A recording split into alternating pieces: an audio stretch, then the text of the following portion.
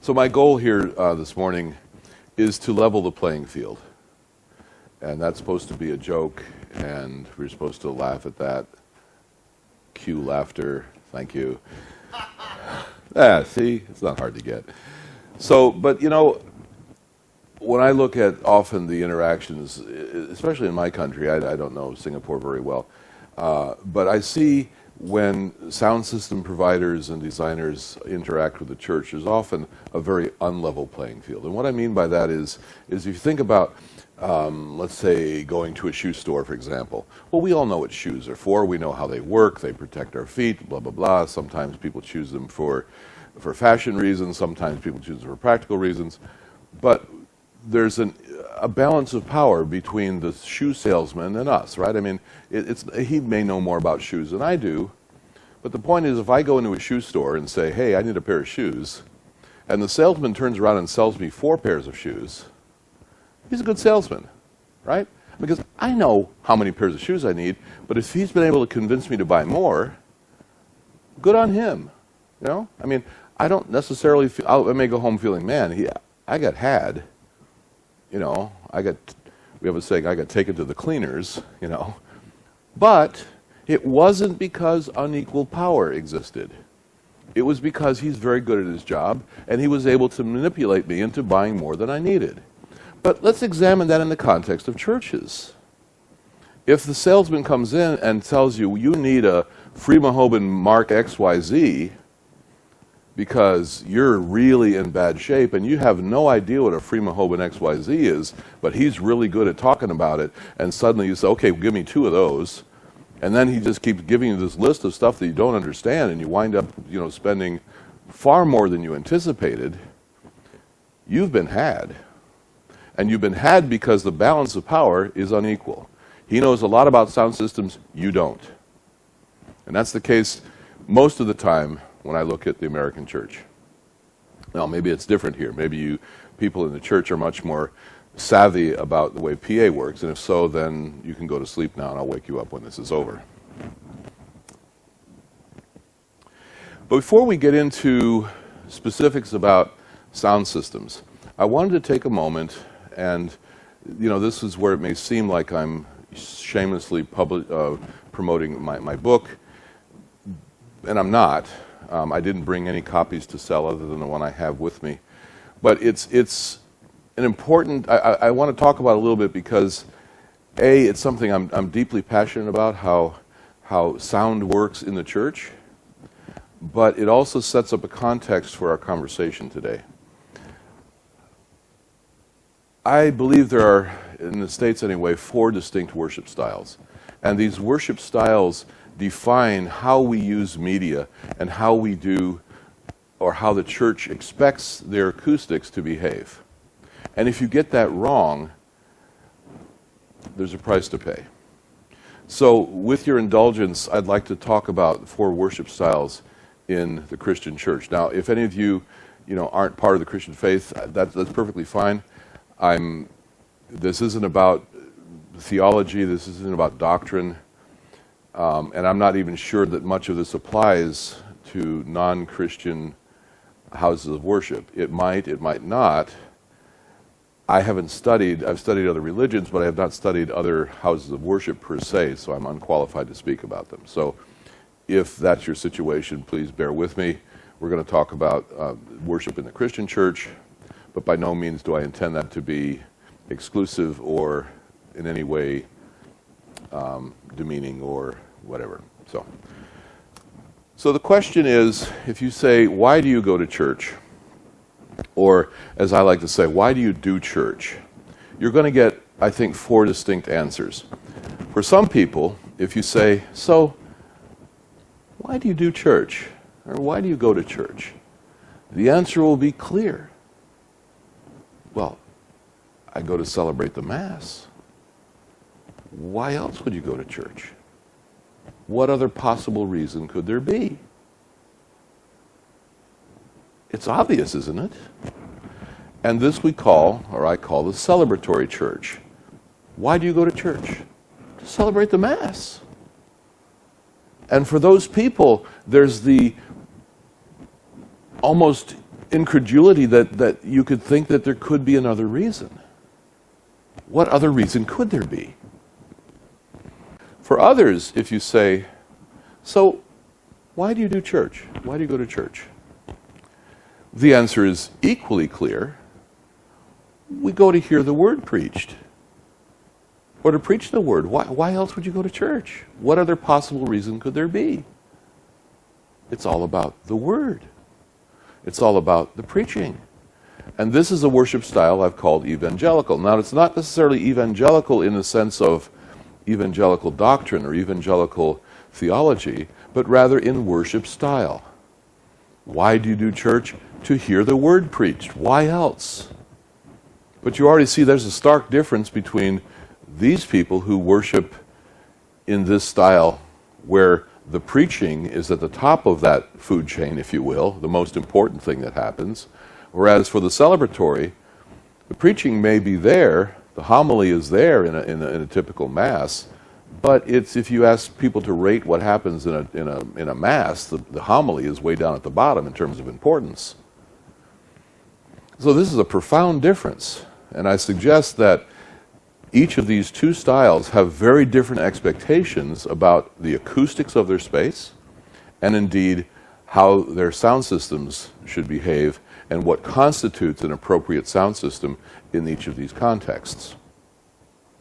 There's a third worship style that we've identified, and I've called it the experiential. So for these people, if you say, so why do you do church? Why do you go to church? The answer is also unequivocal. Well, why else? To experience the power of God to change my life. Why else would I go to church? And the answer will always include the word experience. Okay? So for these people, yeah, the preaching's probably important, and they don't understand what a mass could possibly be, so that does not even enter the conversation. But it's about that experience of the power of God to do something different in my life. Yeah? And I suggest that this worship style has an entire expectation as well for their sound systems, for how the sound systems need to be deployed, what needs to be constituted in that sound system, and also the acoustics of the space. There's a final worship style that I call the community worship style. Now, this is a minority. You won't find many of these in my country, and I'm not sure how many you're going to find here. But it's an important worship style because for these people, if you say, why do you do church? The answer also is unequivocal. I go to church to be with my brothers and sisters. Why else? And for these people, it isn't so much the preaching, that's an important part. It isn't so much an experience, yeah, there's some of that. Mass doesn't make any sense. But it's about the community of believers. And these, historically, if you're interested in church history, these people are coming from what we call the Anabaptist tradition back in shortly around the time of the Reformation in Europe.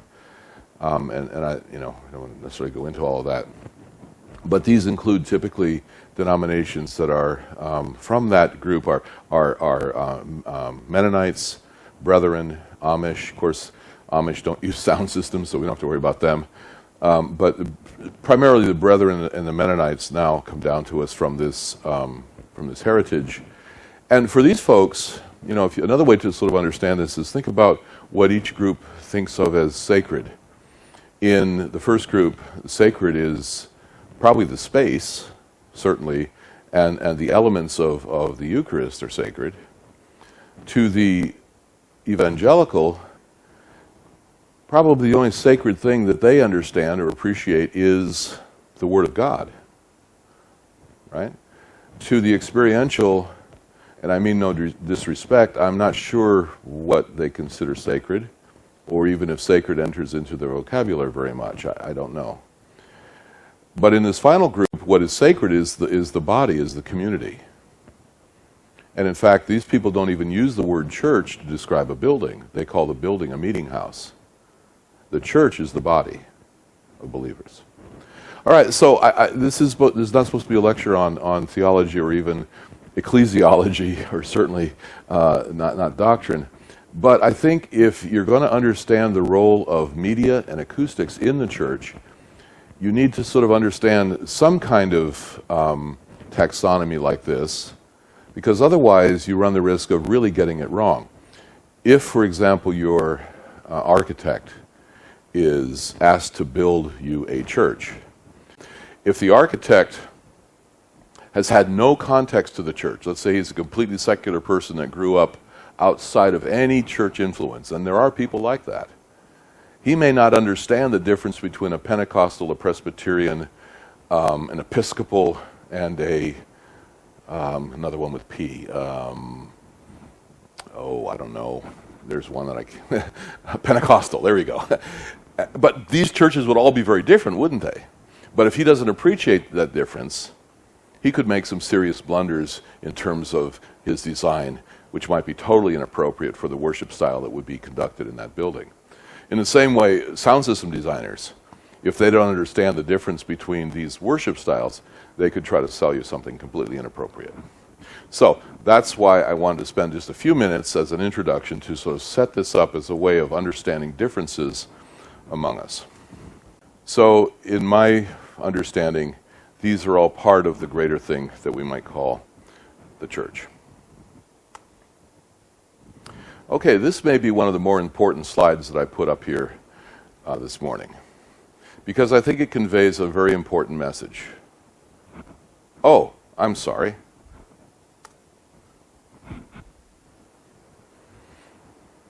What just happened? When I put the slide up backwards, what was your first reaction? I can't read that. I can't read that. What's that saying?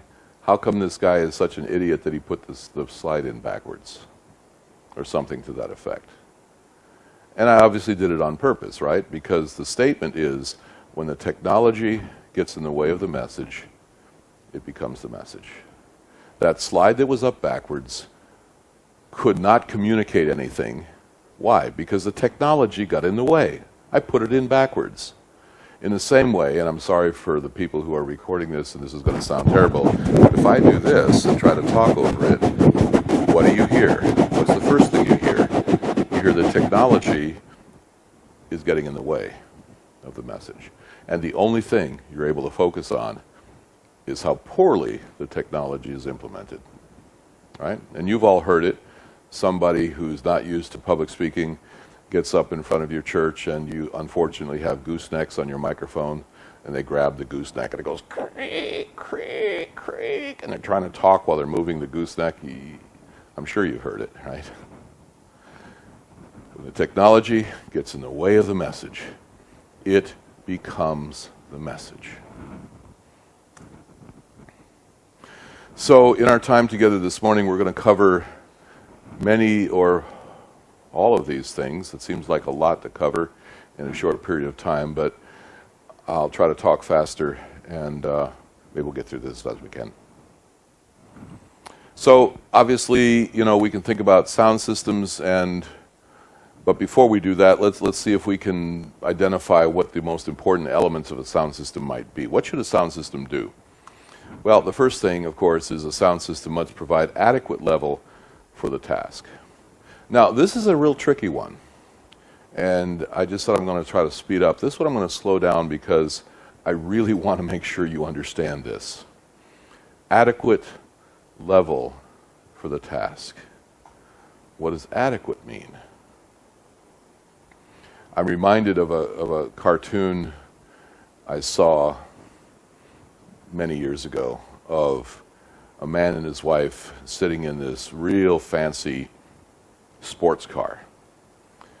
The top was down, and this is a cartoon drawing, but it was stuck in a traffic jam. And I don't know about your country, but I've got a lot of traffic jams where I live.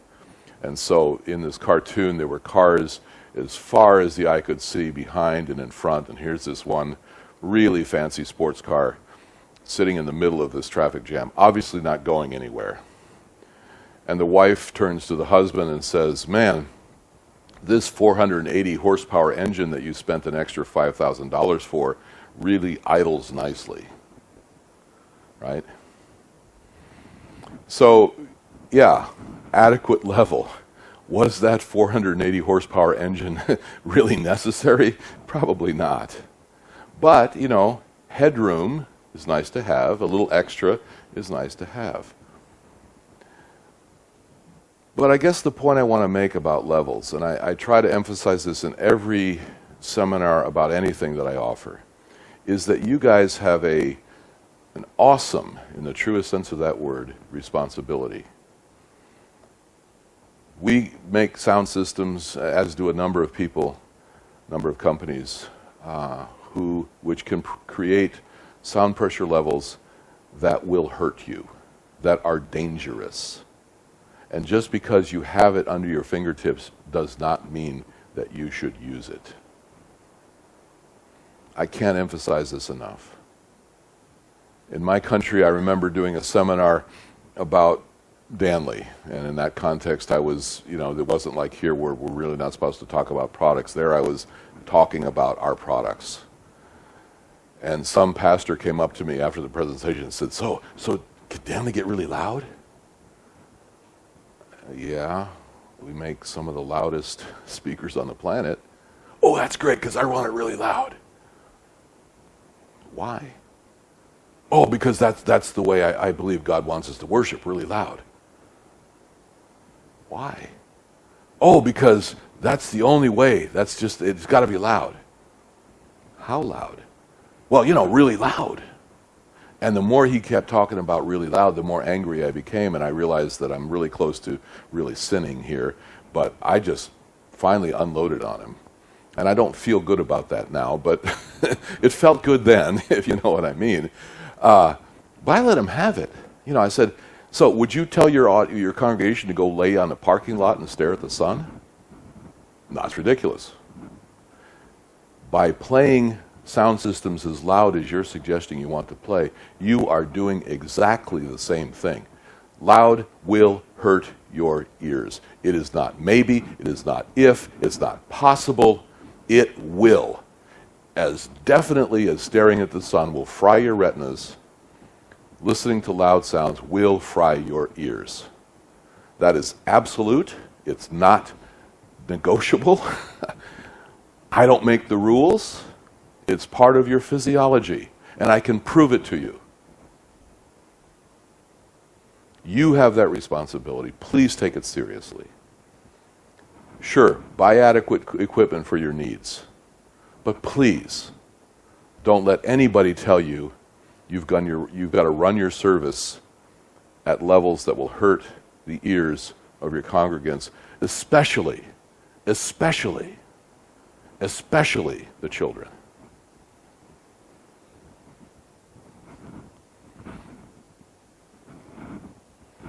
Sound systems should provide even coverage for the task. And I think especially in the context of church, we don't want to think of our sound system as catering to you folks in the good seats, and you guys, I'm sorry, you don't count quite as much. So the sound system is really going to be focused here. What a silly notion, yeah? And yet so many of the sound systems we buy in churches don't do this. So that should be part of an expectation. The sound system should treat everybody equal. It shouldn't be a respecter of persons. It should not be a respecter of locations in this church. It should cover the whole place equally. Maybe that's obvious. Sound systems should direct sound to where there's ears. Folks, it makes no sense to direct sound to where there are no ears. It makes no sense to send sound to walls where nobody's sitting on the walls or to ceilings where nobody's sitting on the ceilings. That, again, may seem obvious, but boy, I've seen a lot of churches where a lot of the sound is going to where ain't nobody ever going to sit. Fidelity. What does the word fidelity mean?